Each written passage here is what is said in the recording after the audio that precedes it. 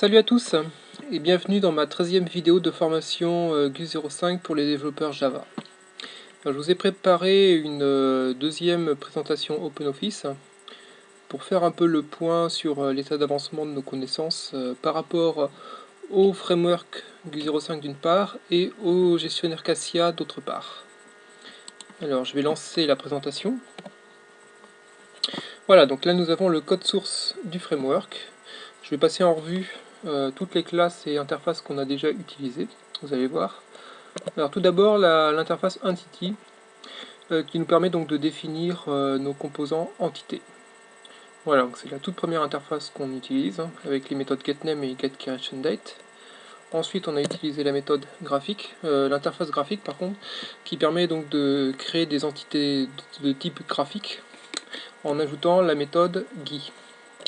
Ensuite, on a utilisé la classe outside avec les méthodes statiques service et ressources qui permettent donc à nos entités de faire des appels vers le gestionnaire pour récupérer des objets. Ensuite, nous avons utilisé l'interface service qui récupère en fait les méthodes de toutes les autres interfaces features que nous voyons juste en dessous, notamment donc l'interface graphique, voilà, avec donc la méthode GUI. Et en fait, cette interface nous permet d'avoir des objets pour que nos entités accèdent aux caractéristiques d'autres entités. Alors là, ce que j'appelle les caractéristiques, en fait, c'est le fait que l'entité soit graphique ou autre chose. On verra petit à petit ce que c'est. Voilà, donc je parle juste en deux mots là de l'interface manager pour dire que en fait c'est une interface qui est réservée aux développeurs de gestionnaire et que donc dans le cadre du développement des entités, vous n'en aurez absolument pas besoin. Bon, et pour finir, donc voici l'ensemble des interfaces features, qui sont donc les interfaces de caractérisation de l'entité. Il y en a une dizaine. Pour l'instant, donc on n'a utilisé que graphique et on utilisera les autres petit à petit. Je vais passer maintenant aux ressources de l'application.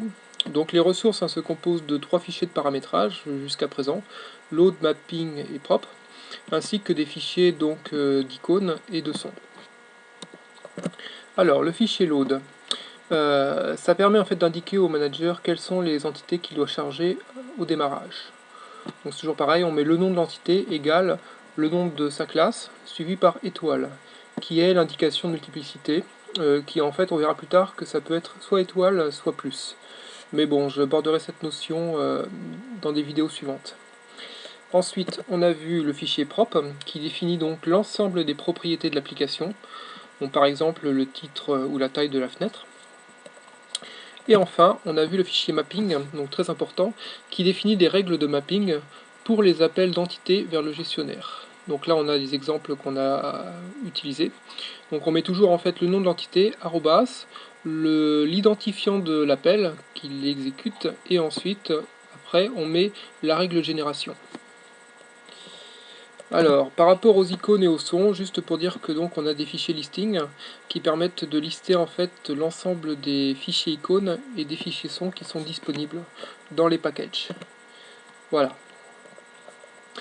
Alors, je vais passer maintenant au détail donc, des propriétés qu'on a utilisées jusqu'à présent. Donc, elles sont au nombre de 7, mais on verra qu'il y en a beaucoup plus. Parmi ces propriétés, il y en a 4 qui sont initialisées par défaut par le gestionnaire. Donc, les voilà. Alors l'app build, qu'est-ce que c'est? En fait c'est une date, ça correspond normalement à la date à laquelle l'application a été déployée, donc a été créée en fait, et par défaut il s'agit de la dernière date de modification du gestionnaire. Donc là il s'agit donc du 14 septembre 2010. Ensuite app icône, bon, c'est l'identifiant de l'icône utilisé pour la fenêtre de l'application. AppMengi, donc ça c'est très important, ça donne en fait le nom de l'entité graphique que l'on choisit pour en fait remplir notre interface graphique principale, donc le panneau qui est contenu dans la fenêtre de notre application. AppName, donc là pour l'instant on ne sait pas trop ce que c'est juste il faut voir ça comme un identifiant de l'application. Pour l'application test Cassia, en fait ça correspond à Cassia_core 1. Cet identifiant est utilisé par exemple lorsqu'on archive les applications ou lorsqu'on les met en ligne sur internet pour les identifier formellement. AppSize, donc ça fournit la taille de la fenêtre de l'application, donc en mettant d'abord la largeur et ensuite la hauteur. Ensuite on a AppTitle, donc ça fournit le titre de la fenêtre de l'application, hein, rien de bien compliqué. Et enfin AppVersion qui fournit donc le numéro de version de l'application. Par défaut la valeur c'est N pour non versionné. Voilà. Alors maintenant je passe aux appels des entités. Donc on a déjà vu en fait ces notions là dans la vidéo précédente. Je vais essayer d'insister un peu plus. Donc les entités peuvent faire des appels pour récupérer soit des services, donc par la méthode service de la classe outside, soit des objets ressources, donc par la méthode ressources. À chaque fois, donc, ils doivent passer ce qu'on appelle un identifiant d'appel. Alors, comment ça marche? Voilà, la règle générale veut que donc il y ait un fichier de mapping qui permet en fait de déterminer quelle est la règle de génération qui doit être utilisée dans chaque cas pour déterminer l'objet à renvoyer. Voilà, donc pour renvoyer l'objet désiré par l'entité. Alors, il y a une règle par défaut dans le cas où aucun mapping n'est associé à l'appel. S'il n'y a pas de règle de mapping pour l'appel qui est fait, à ce moment-là, le gestionnaire tente d'interpréter l'identifiant, donc l'identifiant de l'appel là, directement comme une règle de génération. Et bien sûr, s'il n'y arrive pas, c'est-à-dire que s'il ne connaît pas ce que ça veut dire, à ce moment-là, il génère une exception. Alors donc là on va voir les exemples qu'on a rencontrés dans nos entités. Donc le premier exemple c'était donc dans le cadre de l'entité pour visualiser les icônes. Donc on avait utilisé cet appel avec l'identifiant app.iconMap. Donc là évidemment il n'y avait pas de mapping à l'époque, donc aucune règle de mapping n'est associée à cet appel.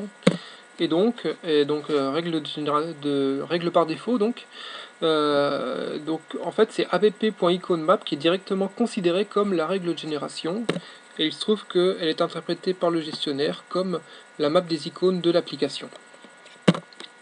De manière similaire, on a eu donc les appels pour obtenir la map des sons et la map des propriétés grâce aux identifiants d'appel app.soundMap et app.propMap qui sont donc les règles de génération correspondantes.